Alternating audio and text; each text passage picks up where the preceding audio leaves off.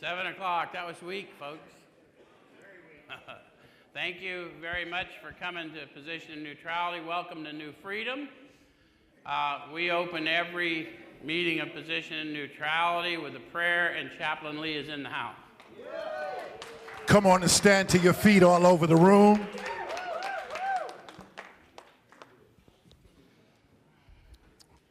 Welcome. I know you all thought I was saying welcome to you, but I'm saying welcome to the Holy Spirit. Father, we thank you tonight, and we give you the praise, glory, and honor. As we begin this new year of expectation, we just want to say thank you. Thank you for giving us this opportunity once again to gather together, a place where we come to realize that we're part of a new freedom, a new life, a new season. We know, God, that this year of expectation is going to be a great year. And as we move into this meeting on tonight, we invite you to have your way. Touch the hearts of each and every one that is here. We ask you, Lord, that you will speak through your manservant, that he will speak with the clarity to remind people of who they are and whose they are, to know that we can't do nothing without you. So we thank you and we praise you. We give you all the glory, all the honor. In the mighty name of Jesus, we pray all these things, and let everyone say, amen. Amen. Thank you, Chap. So the other thing that we've got, some of you have noticed the screens are up, which is we don't normally do, and the reason they are is for the last several years we've been sending a message into the penitentiaries throughout Arizona and other places. And the way we're able to reach people in high custody situations, solitary confinement and controlled movement and those things is through this product that's called the Interactive Step Experience. So no one's telling anybody what to believe. All we're doing is how to come into yourself and outgrow your past and become a productive member, which you were called to be. Yeah? And what I can tell you is I've had thousands of men and women who have had the experience of this, and in spite of the fact that many of them were long-term in solitary confinement and had all kinds of trauma around that, they still learned through the process that they were not alone, and it empowered them to make their way to here, and they're out doing really good servant work in the community. I went to a hearing this week where two of our graduates, with between the two of them 7 life sentences, they both got stepped down to general parole. So, I just want to tell you, if you're that person that's been dying in our rooms because you came in here and you never had that experience, but you never heard the message of 12-step recovery taught both in spoken word and in action in the way that the authors of AA's book intended, we encourage you to take a picture of that. It's absolutely free, but you'll have the experience that these men and women have had. Brian and Wayne and his team have optimized it, so it should feel like you're sitting down with me or with one of them as we're helping you navigate our prejudices and learn to seek power from within instead of looking out in the world for it. And it's called the Interactive Step Experience for a reason, because there's a phone app coming, and then on the phone app there's going to be community, so you'll not only be able to go through the step experience, but you'll be able to share your thoughts about the step experience with people in your community. It's a really big deal. So we're committed to people all over the world coming to know a new freedom. Make sense? And know the meaning of reprieve? What we really have is a daily reprieve contingent on the basis of our spiritual condition. That make sense? So we're hoping to take the mystery out of 12-step recovery through this product and through these teachings and train up an army of warriors who've learned the tricks of the enemy from the enemy and are now here to snatch some territory back. Cool? So tonight, we're in step 12. Since I spent so long in announcements, we're just going to launch one right in. And if you're here for the very first time and don't know what we're doing, don't be surprised, because if you've never seen us do this, we're going to look different than anything you've ever seen. Okay, so we're on chapter 7 of the book, and that's in page 89 if you're following along. And the chapter is entitled Working with Others, because we're going to talk about step 12 in the program of action that we've been discussing for the last several weeks, yeah? Okay, so it starts out with a promise and a condition, maybe more than one. See if you can catch promises and conditions within it, because it's important that you find your own experience in here. You don't take my word for it. Run it against the Spirit within you. Does that make sense? If it fits, fine. If it doesn't fit, discard it. It'll be fine. Okay, so it says, practical experience shows that nothing will so much ensure immunity from drinking as intensive work with other alcoholics. It works when other activities fail. You guys find any promises there? It works. Intensive work with others works. Other activities will fail. Sean's doing the Debbie Downer thing. But it's no less a promise, isn't it? How many of you have tried other activities other than intensive work one-on-one and found that there comes a time when the world requires anesthesia of people like me, maybe you? Okay.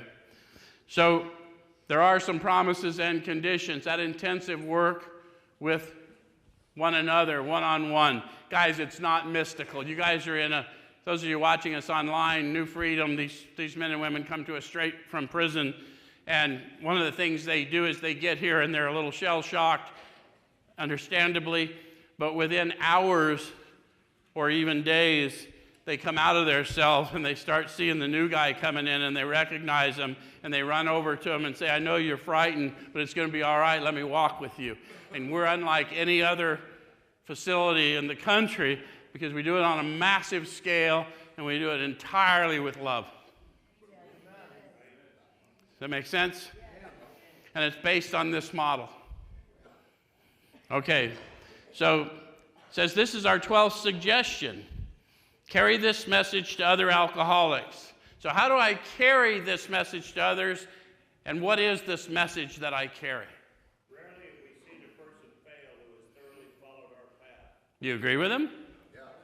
And it also might be that intensive work with one another will work when other activities fail, if all other activities you've tried have failed. But now that all of those messages, right? Rarely have we seen a person fail. We've boned it down to this. Now it also says that carry this message. So it doesn't tell you to shout this message. How does one carry a message of a redemption?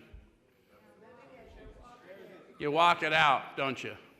They're going to be much more important that they see how you are and who you are than what you have to say. Once they see how you are and who you are, then they may be interested in what you have to say.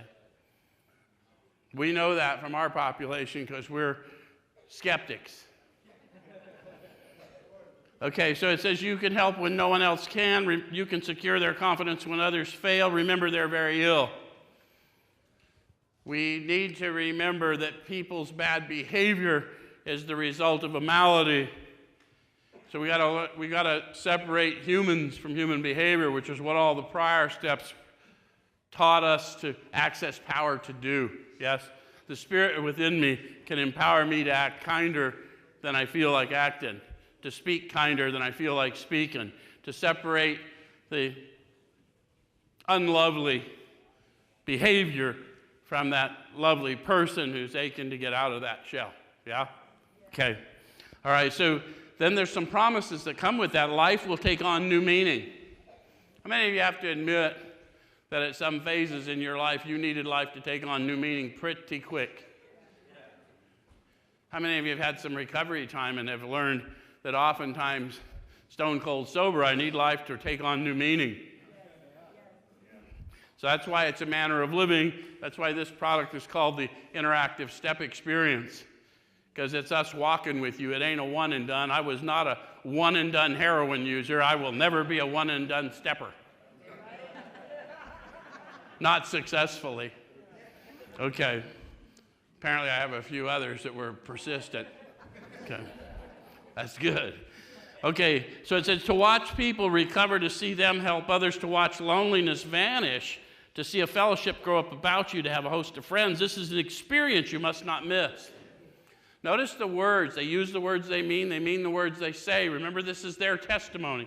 You'll grow into their experience if you seek, yes?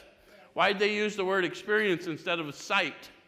They said all these things we would see, but they said this is an experience you must not miss. How many of you have learned as you grew in the Spirit that you see differently?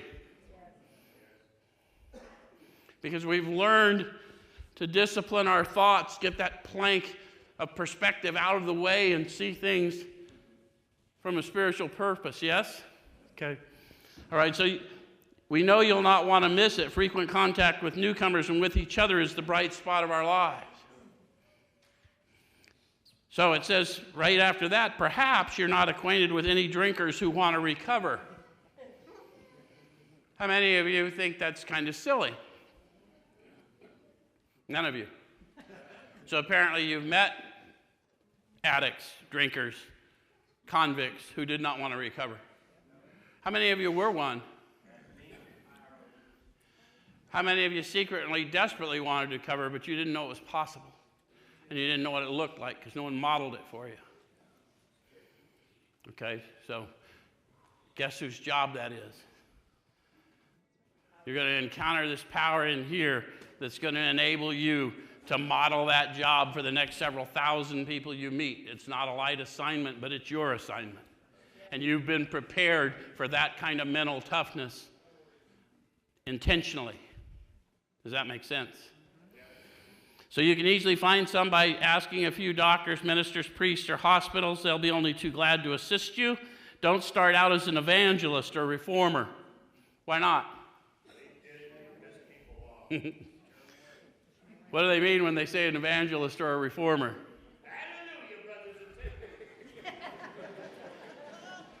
Yeah, I need to approach you the way I'd like to be approached if the roles were reversed, which is going to require that I go inward before I make the approach, isn't it? So if I'm going to offend you with a bunch of religious talk, then I shouldn't, that's not what should come out of me. And if I'm going to offend you with a bunch of Alcoholics Anonymous, then that shouldn't come out of me. How many of you have realized that there's people even in different fellowships of recovery can't talk to one another even though they're talking about the same manner of living? Because we get caught up in words. So the only way that's going to happen is for you to grow in consciousness, to awaken, which is why the 12-step requires an awakening of the Spirit within. Does that make sense? Okay, so you'll be handicapped if you arouse it. Ministers and doctors are competent, and you can learn much from them if you wish, but it happens that because of your own drinking experience, you can be uniquely useful to other alcoholics. So cooperate, never criticize. To be helpful is our only aim. So remember they told you in the first step that an alcoholic properly armed with the facts about himself can generally win the confidence of another in a few minutes or a few hours. And that accommodation, if not met, we're not going to go anywhere.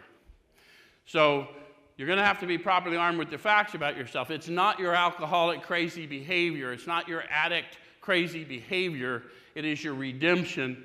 But you're going to have to first level the playing field. I once thought and felt as you do, but I doubt I'd made much progress had I not taken action. Does that make sense? And then we're going to walk them out past their prejudice by paying attention to their cues, not my wisdom or your wisdom, depending on who's trying to lead them. Does that make sense? It isn't us that does it anyway. It's the Spirit within us.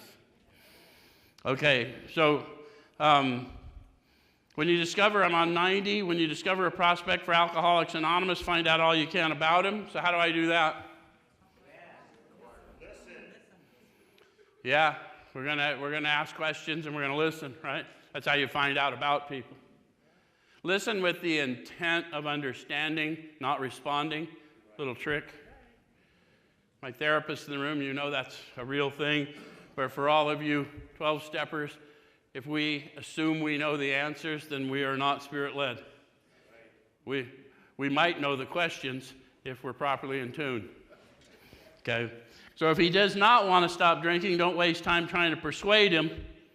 You may spoil a later opportunity. so important that we don't rush at them and demand that they have an understanding they can't possibly have, right? We're not here to persuade. How many of you, when you started really grasping this manner of living, needed any persuasion? And how many of you were just looking for any flimsy reed to yank your ass out of this place?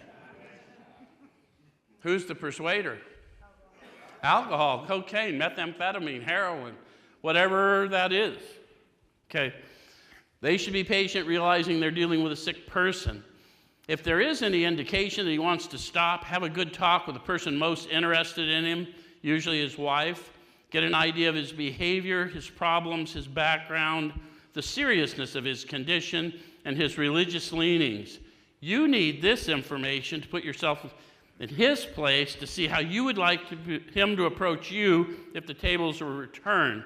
So what you want to know is they're teaching you how to meditate in a proactive, in a relevant way to becoming a good servant. I need to know from them and then take it to the Spirit in me and ask to be a vessel so that I can approach them in the way that they can accept that approach. And the best one to know that is to know what would offend me. And what we do as humans is often we get treated offensively and then we pass that on as a tradition. And it causes people to not like recovery, not like churches, not like all kinds of things. Just because people are acting humanly and we're asking you to act superhumanly. But it's much more effective to let the Spirit do that through you. Does it make sense? Okay, I'm gonna jump from there to the next page, the middle of the page, because most of us first are going to meet people right where they are, or in meetings, or in the environment, the community we're in, and so we're going to just start with that, if that makes sense. It says, see your man alone if possible. How many of you have gone to recovery meetings and watched what happens to someone who lets people know they're new? So it can be difficult to see them alone, can't it? So how do you, Sean kidnaps him. How do you see your person alone, knowing that there's a crowd? Who's my 12-steppers in here? How many of you have learned that there's a meeting before the meeting? How many of you have learned there's a meeting after the meeting? The old timers told me, you got to go to the meeting before the meeting after the meeting, because in the meeting before and after, we tell you who we really are. During the meeting, we tell you who we want you to think we are. Does that make sense? Okay, it says at first engage in general conversation. What's that look like? Haven't seen you here before. You working nearby? What do they normally hear? Yeah? Yeah, you can get swamped, can't you? And it's not because people have bad intent. We're not making fun of the behavior. We're making fun of the experience. How many of you remember your first day or days and you were hoping desperately that no one you knew saw you there? And some of us came up rough. It's like we've been doing shit we wouldn't want anyone to know we did in the wide open. But now I want to be secretive. I was a magician when I was running. Anyone else? I could make stuff disappear. After a while, turn the talk to some phase of drinking. Tell him enough about your drinking habits, symptoms, and experiences to encourage him to speak of himself. So we're not trying to get spiritual with him now. We're just talking, look, I drank myself into a coma between the opiate addiction I had and the alcohol I was trying to pour down so my kids wouldn't find out, or whatever I was trying to hide. I went into a coma and didn't come out of it for 7 days. That really happened to me. And I was in delirium tremens so bad that they wouldn't let me go anywhere for a while, but the minute they trained me to feed myself and walk again, I ran out of there with my butt hanging out of a hospital gown and went to the corner store so I could get a beer. I had a diagnosis that required the court to determine what medications I must take. I was a ward, what medications I had to take. I got a letter one time that I showed to Sean. I wish I had the letter but it was from a provider because I needed to get my license plate back because I was driving around without a current license plate, so DPS took my license plate, and joke's on them, the car still drives with no plate. So when I finally went to get a plate again, I had to take a letter from the psychiatrist who had been seeing me, and I went off that story just to tell you a little something about me. He wrote a letter that said, this man has been under my care for the last 9 months. He has been incapable emotionally or mentally of making any personal decisions. That man stood this up. Not because of his, because of my identity in God. Does that make sense? Nobody would have given me a nickel. And I've met a lot of you that got much more profound stories. So I'm telling you, it's a big job you got in front of you, but it's absolutely worth it. Okay? So if he wishes to talk, let him do so. You'll thus get a better idea how you ought to proceed. If he's not communicative, give him a sketch of your drinking career up to the time you quit, but say nothing for the moment of how that was accomplished. Why not? Both of those answers are correct. You know what they're talking about? How many of you used every day no matter what? How many of you let yourself get in deplorable conditions and never even thought of it? Just, how did this happen? How many of you one day were going in a completely different direction? How many of you know how that happened? How did it happen? Huh? You had a son before you got in deplorable condition. Well, that's when you thought of another and the power came in. I'll grant you that. I'll grant you that.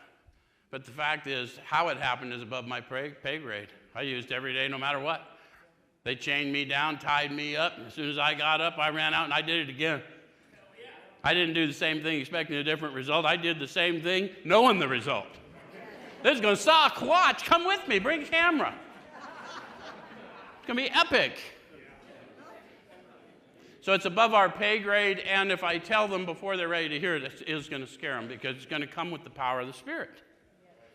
Okay, so if he's in a serious mood, dwell on the troubles liquor has caused you, being careful not to moralize or lecture. If his mood is light, tell him humorous stories of your escapades and get him to tell some of his. How many of you have some humorous stories? How many of you, when you were brand new, found nothing funny? So a lot of times we're not paying attention to that, who our audience is. It's okay to be entertaining and funny when everyone's in the same place, but if I'm sitting there dying and I'm thinking there's just no way this is going to work for me, then I'm hoping somebody in the Spirit has the sense to come and speak to me too. Does that make sense? Again, the meeting before the meeting after the meeting, we can ascertain where people are. Yeah? Okay, so when he sees you know all about the drinking game, commence to describe yourself as an alcoholic. Why would I want to do that? I am the only one that it matters to me what my diagnosis is. I'm not qualified to diagnose you. And it doesn't matter if I do if you don't understand the gravity of that diagnosis. How many of you, of course I drink like this, I'm alcoholic. I'm a drug addict, this is what we do. You didn't understand the gravity of it because we don't know that we're insane. Insane people don't know they're insane. Insane people think they're pretending they're insane. Anyone know what I'm talking about? How many of you got to homelessness? Do we not pretend we're insane to stay safe from time to time? I had a 20-inch parrot that rode around on my shoulder. He could bark like a dog. I had interesting conversations with all kinds of learned people. His name was Boo Boo.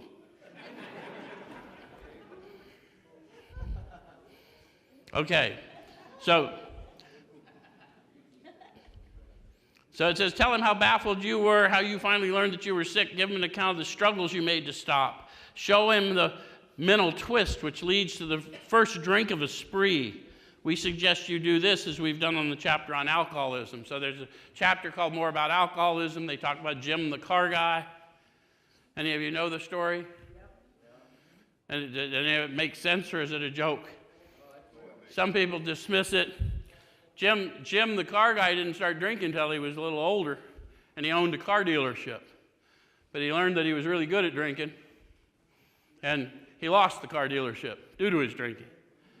And then Jim had to take a job working for the same dealership he once owned, and he felt a little agitation on his way to work. Any of you ever gone to a diminished job capacity because of your addiction and then had a little agitation? Well, that's what happened to Jim. And when he got there, he had a few words with the boss. Nothing serious. You can start to see the delusion creeping in, right? Like, I gave this dude a break, and he's coming in here giving me lip. Right? So anyway, Jim, to avoid the difficult environment, the story tells us he decided to go out in the woods to a roadside place looking for people who want to buy cars who don't come to dealerships. You starting to see the mental illness there? How many of you have gone to where you should be and then thought you should be somewhere else, but you had a really good reason for being somewhere else? I've read some of your court records. I know it happened more than once. So on his way to the woods where the car buyers hang out, he goes to the roadside place where he's eaten many times, but he doesn't pick up no matter what, so it's chill. And he's sitting in there, and he has a sandwich and a glass of milk. And then the thought came to him, you know, if I had another sandwich and another glass of milk, a shot of whiskey could not hurt me on a full stomach. Now, he's lost his business. He's been hospitalized numerous times. But that sandwich and milk was going to protect him from him. So anyway, the story recounts that he ordered the shot of whiskey, he took the shot of whiskey, and that worked so well, he had another. They don't talk about any more sandwiches and milk after that, but they do talk about Jim going to the asylum after that. Any of you relate? Went somewhere for one purpose, ended up doing somewhere completely? Okay. They talk about a fellow who didn't think he was that bad. They talk about a jaywalker that they said he just ran in front of cars. But if you substitute your heroin addiction or your crack addiction or your meth addiction, it doesn't sound so ridiculous. Yes? How many of you got abscesses because you were slamming whatever? How many of you started using the pick line they put in you to put the antibiotics in you to slam more shit in you? Some people would consider that insane. The rest of us just think that's normal. What a convenience. A super highway.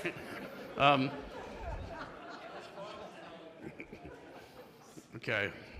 So it says, if you're satisfied that he's a real alcoholic, begin to dwell on the hopeless feature of the malady. So the fact that you're starting to relate to me here, you probably should listen further. If you're laughing at the stuff I'm talking about, I'm telling you, in normal polite circles, that ain't the kind of stuff they talk about.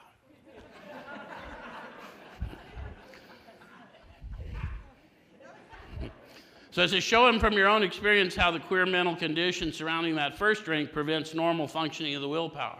So how does that work from your own experience? How many of you had a job and everyone you're working with is, they've been working alongside you and one of them decides, hey man, it's been a rough week. We're going to go have a few drinks, let off a little steam. You ever had that happen to you? How many of you, like me, thought, I had a rough week. I want to let off a little steam. Why can't I let off a little steam? How many of you tried that? Any of you relate to me? How come you can't let off a little steam the way they do? Yeah, because they go home after a while and I go live under a bush. That's why. We are not the same. And it ain't their fault. Does that make sense? Properly armed with the facts about me. I would make these stories up about how I chose these events. and then try and convince myself I wasn't insane. But no one but an insane person would choose what I went through. And guess who put me through it? But not this man, because this man's new. It was that other man.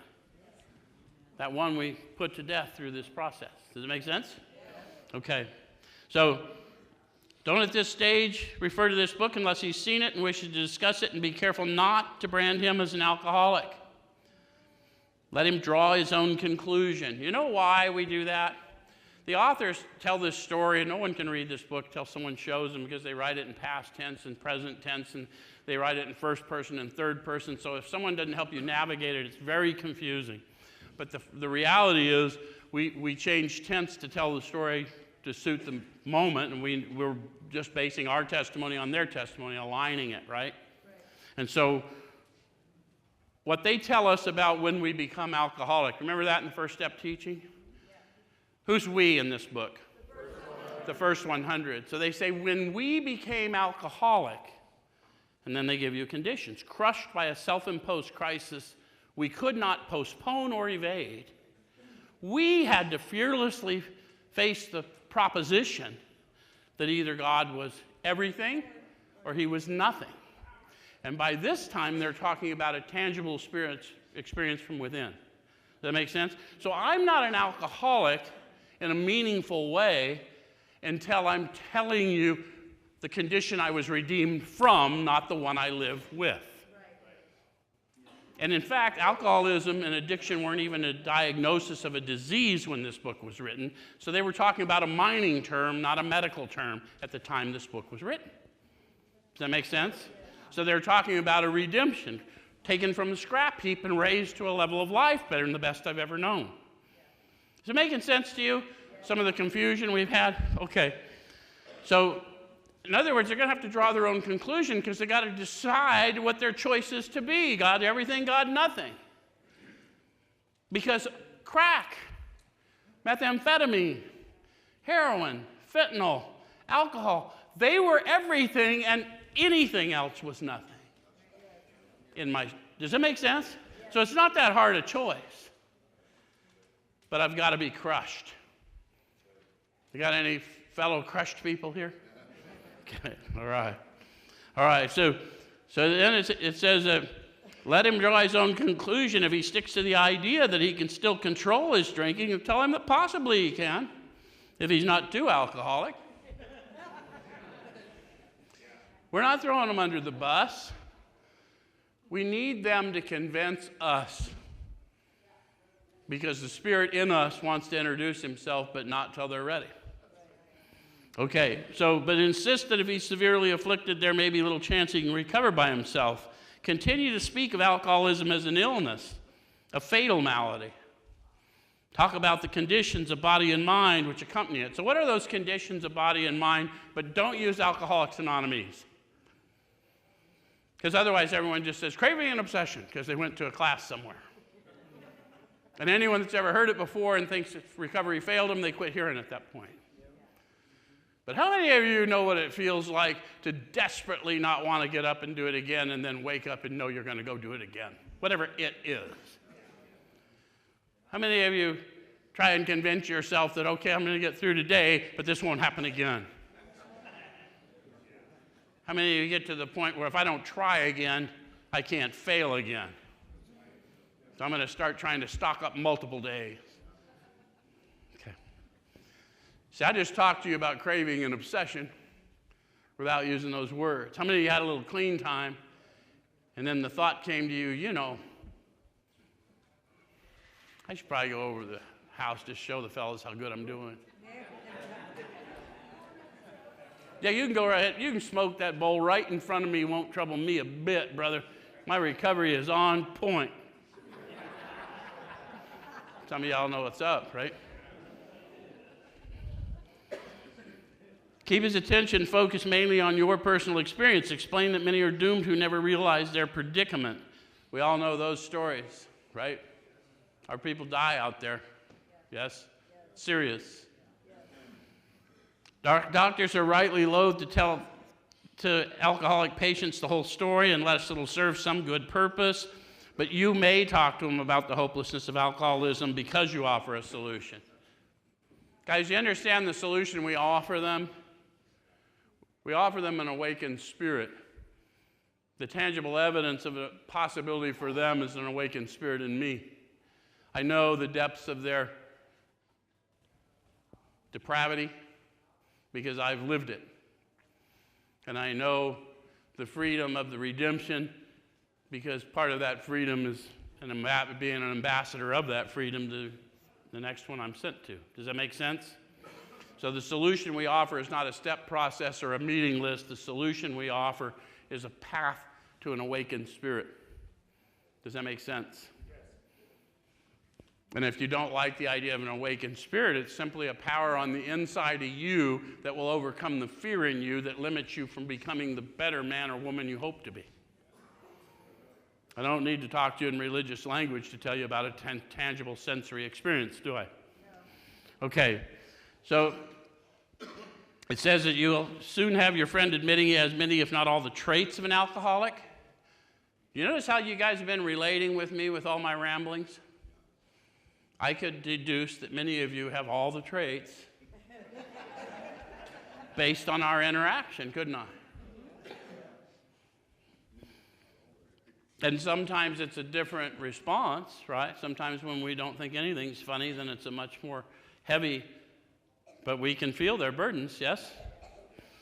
So if his own doctor is willing to tell him that he's alcoholic, so much the better. If even though your protege may not have entirely admitted his condition, he's become very curious to know how you got well. Now is when this is going to be showtime. You have a third step commitment to honor. It says, let him ask you that question if he will. Tell him exactly what happened to you. That's in italics. It's important. That's why it's in italics. I drank every day, no matter what. I medicated in any number of ways, and I didn't stop no matter what the depth or the consequence or who it was going to harm or how many people were going to leave my life. Out of self-preservation, I did it anyway, not because I didn't love them, but because I could not find any light in me. And one day, pow! That never happened again. That's why I can't tell anybody how, I can only tell you who. That power came into me because of the words of a testimony of someone a lot like me. And all of a sudden, my eyes opened up, and I believed, based on his story, that if it could happen for him, that I could desperately seek to know how he found that he described, that I could have it too, and I wasn't wrong. And I've since seen thousands, and when I hear people think that we're exaggerating here, we're not. Thousands of men and women have the very same experience through the very same power, with a simple introduction from one of us who simply knows the truth and offers to share it to somebody in suffering. Make sense? And then it tells us, stress the spiritual feature freely. Because what you felt, that was happening in you. Does it make sense? And once you know that's in you, then you don't have to want what we have, you want what you have, and you want to awaken to it. Because that's all there to it. Does it make sense?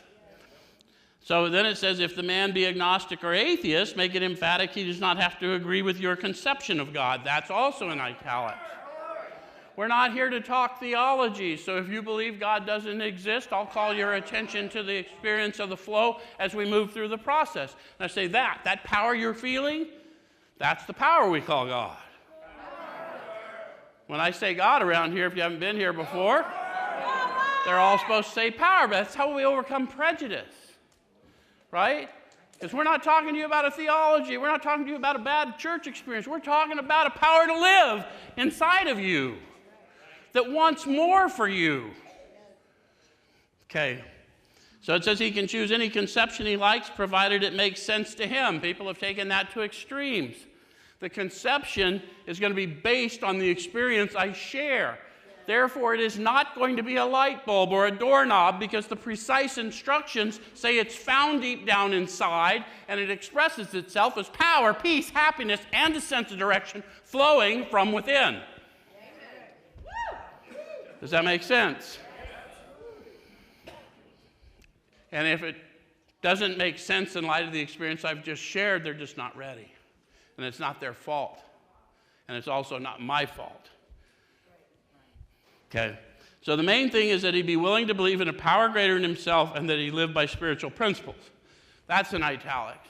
This is the point where we really need to tell you, because this is trying to lead you to your second step encounter, so you know we're talking about tangible power.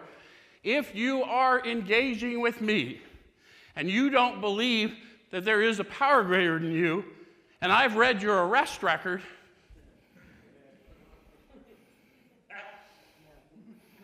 or I've seen your medical chart and seen how many detoxes you've been through in the last 120 days, then one of us is delusional. Because clearly there was some power greater than you that was driving you to some hopeful state of reasonableness so we could meet. Does that make sense? They didn't say God there, they said power. We come to believe in an illness before we come to believe in a power that can restore. That's just the way it is. That's early teaching.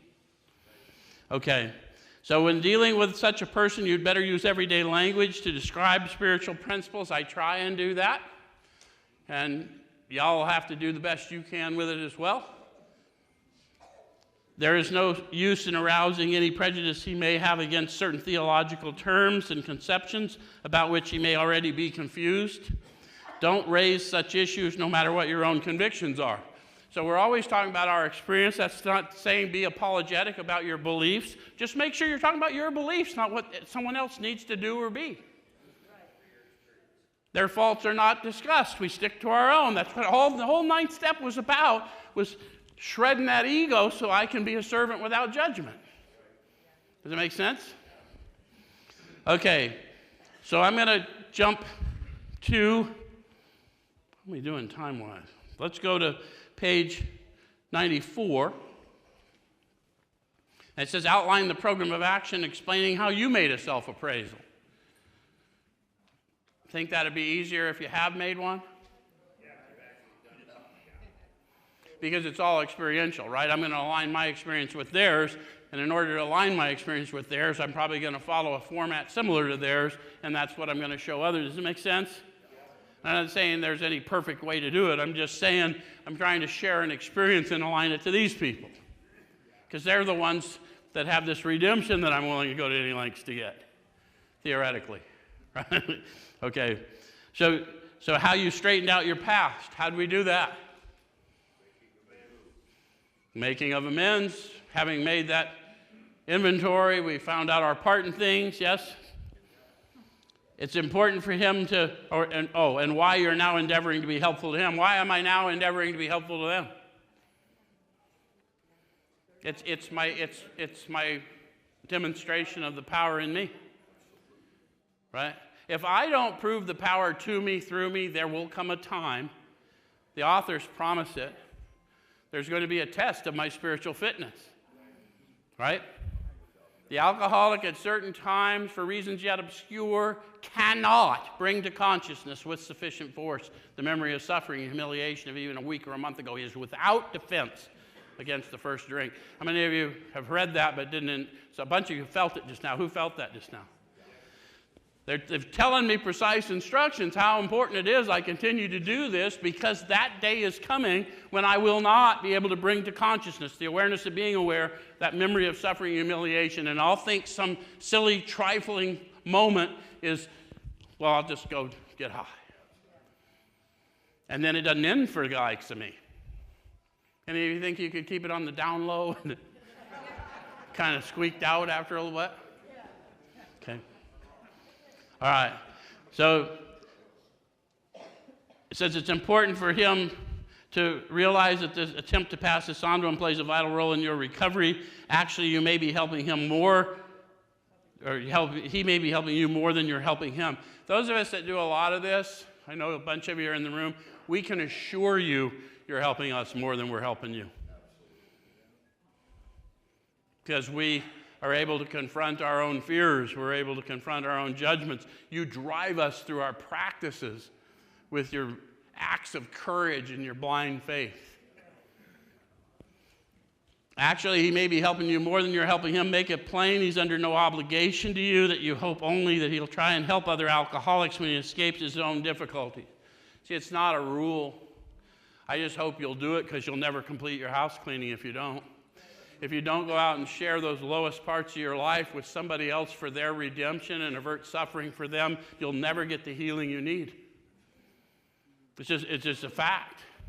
When you see that you went through all that trauma, but now that trauma that you've been brought through can now be used to lift up brothers and sisters, you will not feel the same way about it. Does that make sense?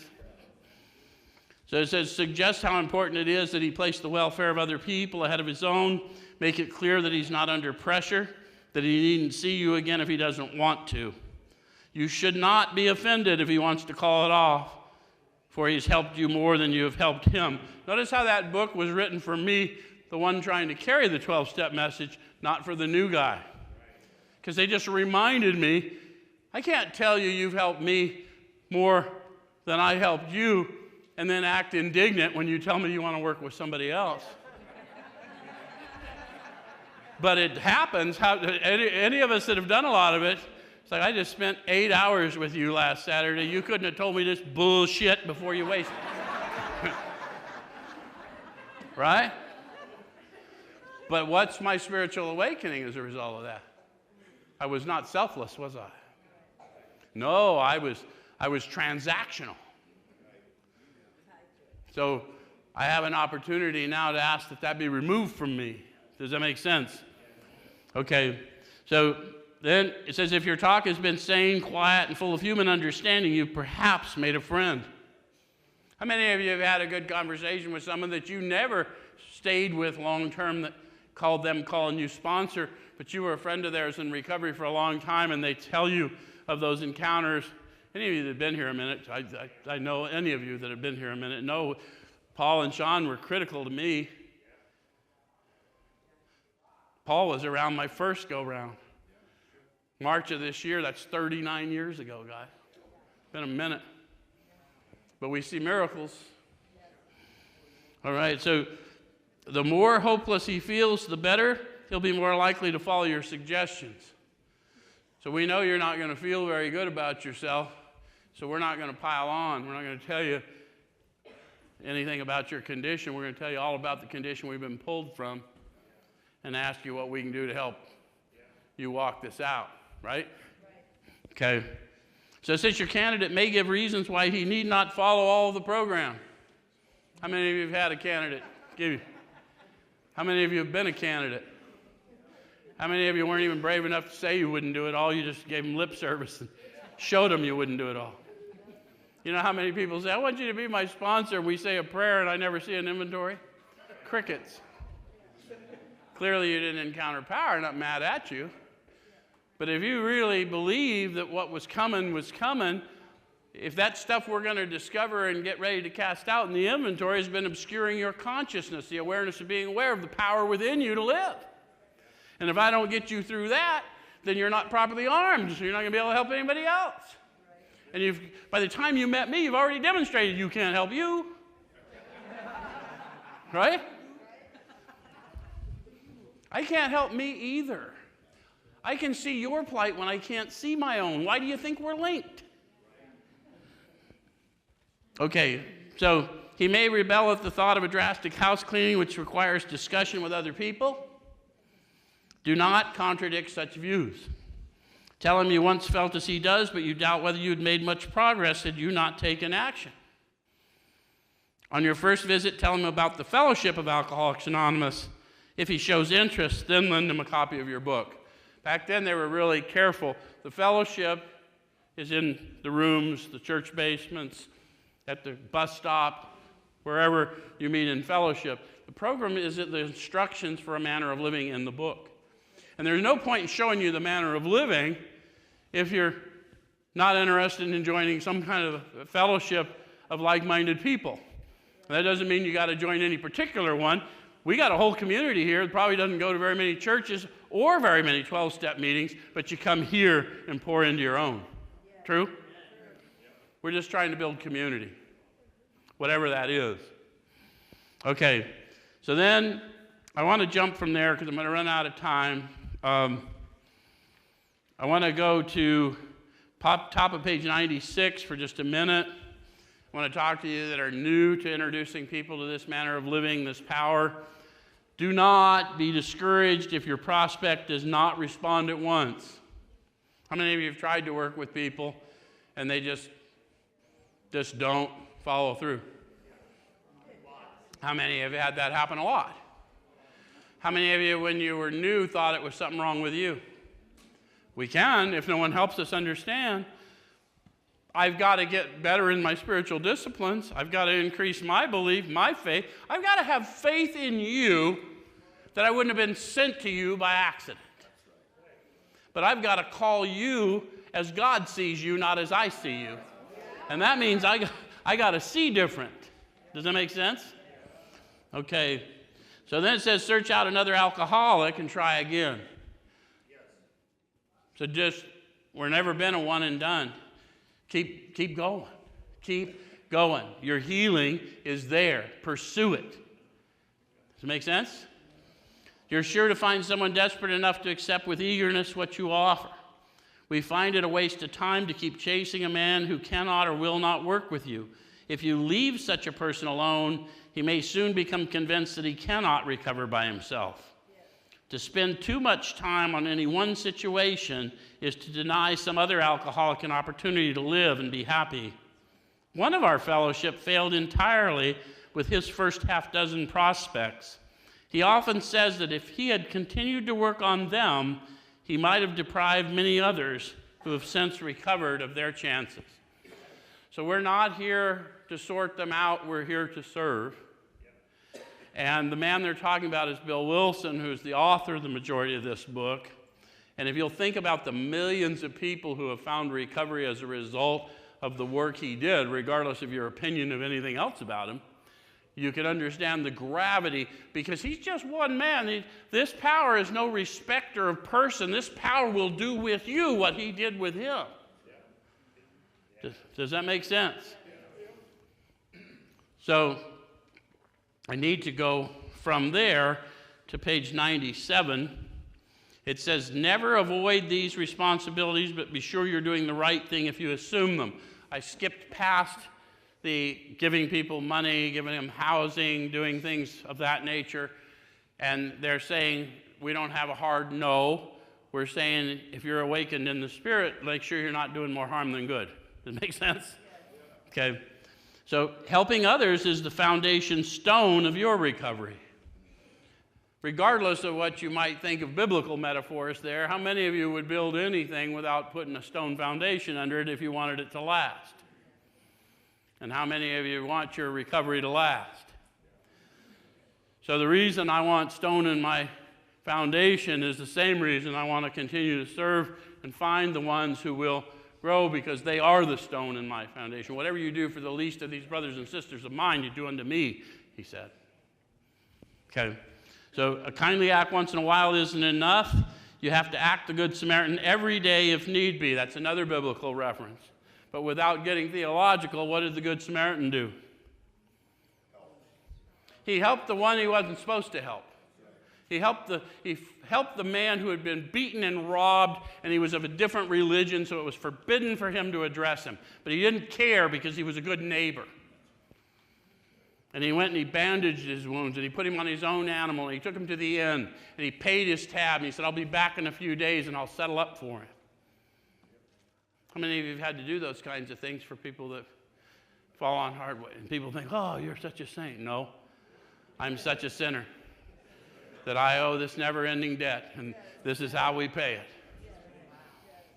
Okay, so this is what I was told were the 12-step promises, because the guy that took me through the steps was a bit of a dick. But anyway, it's the truth. It says, It may mean the loss of many nights' sleep, great interference with your pleasures, interruptions to your business. It may mean sharing your money in your home, counseling frantic wives and relatives, innumerable trips to police courts, sanitariums, hospitals, jails, and asylums. Your telephone may jangle at any time of the day or night. Your wife may sometimes say she's neglected. Don't have one of those anymore. Because you neglected her. I got to that point and said something similar, and the guy said, well, congratulations, you're getting the promises. How many of you had someone do that for you? See, what a lot of people don't know is if you don't go out and do this for others, the 9th step was just preparation for the big amends, which is the 12th step. So somebody came to all those jails and asylums I was in. I couldn't tell you their names, but they planted a seed. I don't even know what seed they planted, but I know what grew. Does it make sense? I'm going to jump from there because I don't want to get into all the rest of it. I'm on page 98. Those of you who are for 10 and 11, I told you we'd get into this. It's time to grow in understanding and effectiveness. Yes? And I told you the understanding that you might possibly have experienced, a better understanding of yourself as a sick person getting well as opposed to a bad person getting good. And you may have grown in understanding of your fellow man who was willing to selflessly offer themselves in a joint self-preservation, but without judgment, yes? And then in this power we call God, once we know it's tangible and sensory and redemptive, yes? Okay, and so this answers the question about what we're growing in effectiveness of on page 98. It's not the matter of giving that's in question, but when and how to give. I'm going to have to be in tune to the Spirit within me to know when and how to give, so that I'm not doing more harm than good. Does it make sense? And there's no rules for that. It's going to come from within. I do some crazy stuff for people and go, why are you doing that? The Spirit told me to do it. Have you guys ever had that happen to you? I was walking through a mall one time. Give you a quickie. Walking through a mall. I see this woman coming at me, and I know she has the whole car wash thing.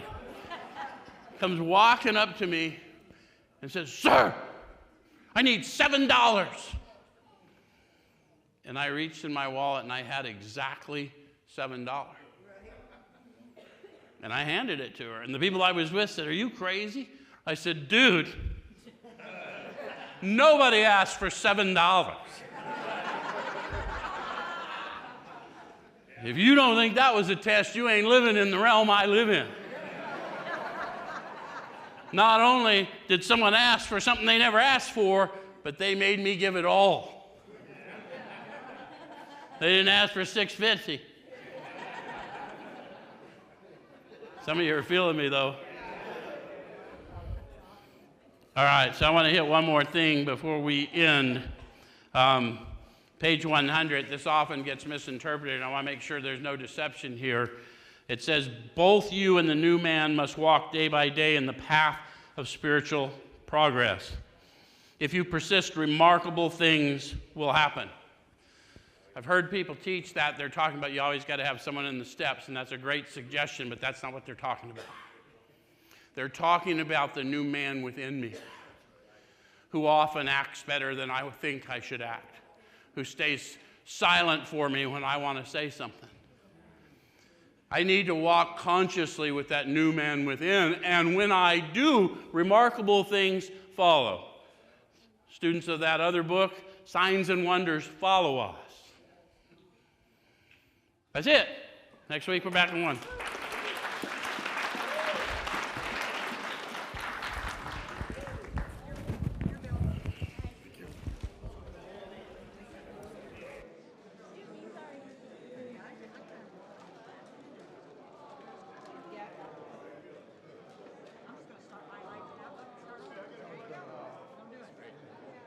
Are you guys going out tonight?